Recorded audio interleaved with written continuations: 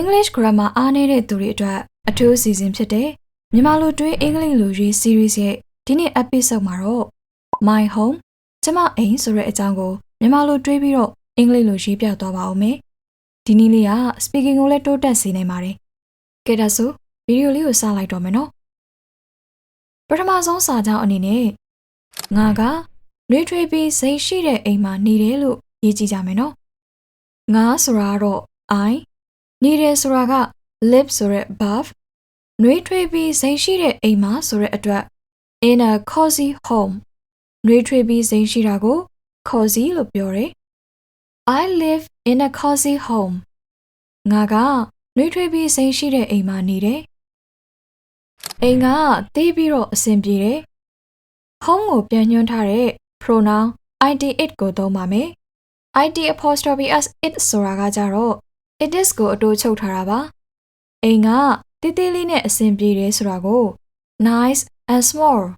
ဒါဆိုရင်အားလုံးပေါင်းလိုက်တော့ is nice and small ငါတို့အိမ်ကတေးပြီးတော့အဆင်ပြေပါတယ်လို့ပြောချင်တာဖြစ်ပါတယ်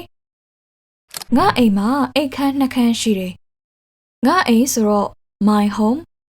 ရှိတယ်ဆိုတော့ possessive verb ကကြတော့ has ကိုသုံးမယ်။အိမ်ခန်းကနှစ်ခန်းဆိုတော့ two bedrooms ဒီတော့အားလုံးပေါင်းလိုက်မယ်ဆိုရင် My home has two bedrooms ငါအိမ်မှာအိမ်ခန်းနှစ်ခန်းရှိတယ်။အဲ့မှာအိမ်ခန်းတစ်ခန်းလည်းရှိတယ်။အဲ့မှာရှိတယ်လို့ပြောချင်တာဆိုတော့ there is အိမ်ခန်းတစ်ခန်းဆိုတော့ a living room လဲပဲဆိုတဲ့အဓိပ္ပာယ်လေးဖြစ်တဲ့အတွက် TOO2 ကိုထပ်ပြီးတော့ထည့်ပေးရမယ်။ဒါကြောင့် there is a living room too အဲ့မှာအိမ်ခန်းတစ်ခန်းလည်းရှိတယ်။မိဖို့ကြောင့်ကအိမ်ခန်းနားမှာရှိတယ်။မိဖို့ကြောင့်ဆိုတော့ the kitchen အနားမှာဆိုတော့ near အိမ်ခန်းကခုနတည်ပြီးသားဖြစ်တဲ့ the living room is ဆိုတာကရှိတယ်။ဒီတော့အားလုံးပေါင်းလိုက်မယ်ဆိုရင် the kitchen is near the living room မိဖို့ကြောင့်ကအိမ်ခန်းနားမှာရှိတယ်။ငါမှာရေပန်းနဲ့ရေချိုးခန်းရှိတယ်။ငါမှာရှိတယ်ဆိုတော့ I have ရေချိုးခန်းတစ်ခန်းဆိုတော့ a bathroom ရေပန်းက a shower ဒါဆိုရင်အကုန်လုံးပေါင်းလိုက်တော့ I have a bathroom with a shower ငါမှာရေပန်းနဲ့ရေချိုးခန်းရှိတယ်။ငါအိမ်မှာနံရံအဖြူတွေရှိတယ်။ငါအိမ်ဆိုတော့ my home ရှိတယ်ဆိုတော့ has my house က singular noun ဖြစ်တဲ့အတွက် has ကိုသုံးထားပါတယ်။နံရံအဖြူတွေလို့ပြောတဲ့အတွက် white walls ဒါဆိုရင်အကုန်လုံးပေါင်းလိုက်မယ်ဆိုရင် my home has white walls ငါအိမ်မှာနံရံအဖြူတွေရှိတယ်။ငါလိုက်ကအပြာတွေကိုကြိုက်တယ်။ငါကြိုက်တယ်ဆိုတော့ I like ကအပြာတွေဆိုတော့ the blue curtains နှစ်ခုပေါင်းလိုက်တော့ I like the blue curtains ငါလိုက်ကအပြာတွေကိုကြိုက်တယ်။ငါမှာတက်တောင့်တက်တာရှိတဲ့အိပ်ယာတစ်ခုရှိတယ်။ငါမှာရှိတယ်ဆိုတော့ I have တက်တောင့်တက်တာရှိတဲ့အိပ်ယာတစ်ခု a comfortable bed အလုံးပေါင်းလိုက်ရင်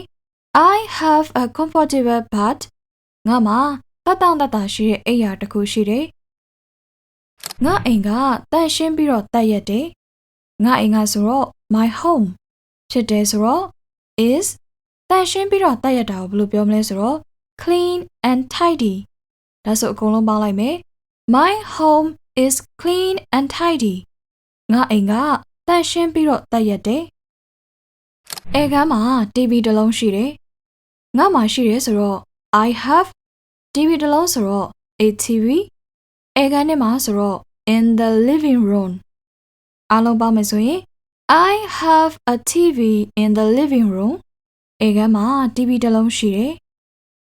ငါကအဲ့မှာရုပ်ရှင်တွေကြည့်ရတာကိုကြိုက်တယ်။ငါကြိုက်တယ်ဆိုတော့ I like ကြည့်ဖို့ဆိုတော့ to watch ရုပ်ရှင်တွေဆိုတော့ movies အဲ့ဒီမှာဆိုတော့ there ဒါဆိုရင်အကုန်လုံးပေါင်းလိုက်တော့ I like to watch the movies there ငါကအဲ့မှာရုပ်ရှင်တွေကြည့်ရတာကြိုက်တယ်။ငါအိမ်မှာဥယျာဉ်တစ်ခုရှိတယ်။ငါအိမ်ဆိုတော့သိတဲ့အတိုင်းပဲ my home ရှိတယ်ဆိုတော့ has ဥယျာဉ်တစ်ခုက a garden My home has a garden. ငါအိမ်မှာဥယျာဉ်တစ်ခုရှိတယ်။ငါအဲ့မှာပန်းပင်တွေစိုက်တယ်။စိုက်ပျိုးတာက plants စိုက်တာကငါဆိုတော့ I plants ဘာပင်တွေစိုက်တာလဲပန်းပင်တွေစိုက်တာဒီတော့ flowers ဘယ်မှာစိုက်တာလဲအဲ့မှာစိုက်တာ there ဒါဆိုရင်အကုန်လုံးပေါင်းကြည့်ကြမယ် I plant flowers there ငါအဲ့မှာပန်းပင်တွေစိုက်တယ်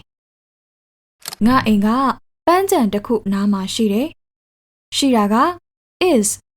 ငါအိမ်ကရှိတာဆိုတော့ my home is ဘယ်နားမှာရှိတာလဲပန်းခြံနားမှာရှိတာဆိုတော့ near a park ဒါဆိုရင်သိသွားပြီ my home is near a park ငါအိမ်ကပန်းခြံတစ်ခုနားမှာရှိတယ်ငါအဲ့ကိုစော့ဖို့သွားတယ်ငါကသွားတယ်ဆိုတော့ I go ဘယ်ကိုသွားတာလဲအဲ့ကိုသွားတာဆိုတော့ there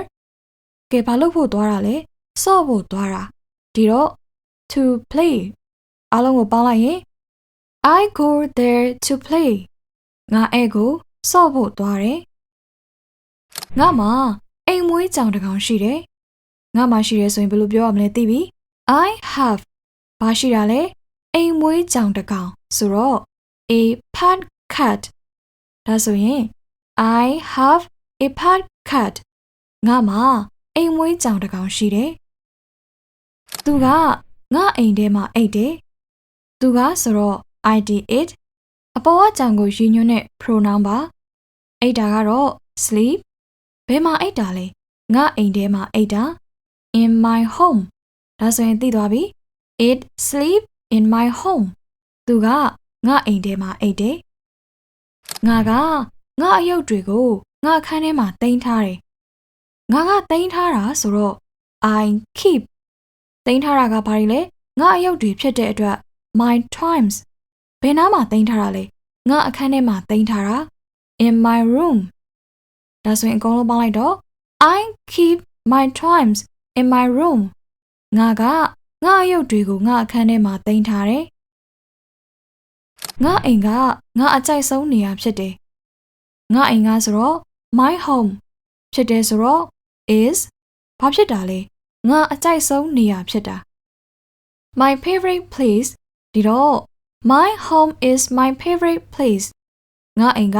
ငါအကြိုက်ဆုံးနေရာဖြစ်တယ်ငါအိမ်မှာငါပျော်တယ်ငါကပျော်တယ်ဆိုတော့ I feel happy အိမ်မှာဆိုတော့ at home အားလုံးပေါင်းလိုက်ရင် I feel happy at home ငါအိမ်မှာငါပျော်တယ်ကဲတကယ်လို့တကယ်ချင်းအနေနဲ့ကိုတက်နေတဲ့အကြောင်းအကြောင်းကိုဘယ်လိုပြောရမလဲဆိုတာမသိရင်အခုဗီဒီယိုလေးထဲမှာပဲကိုယ့်ရဲ့အကြောင်း my school ကိုမြန်မာလိုတွေးပြီးတော့အင်္ဂလိပ်လိုရေးပြထားပါတယ်ဒါဝင်ပြီးတော့ကြည့်ဖို့အကြံပေးချင်ပါတယ်ဒါဆိုရင်ဒီဗီဒီယိုလေးကတော့ဒီလောက်ပါပဲရှင် See you all again in the next video. Bye bye everyone.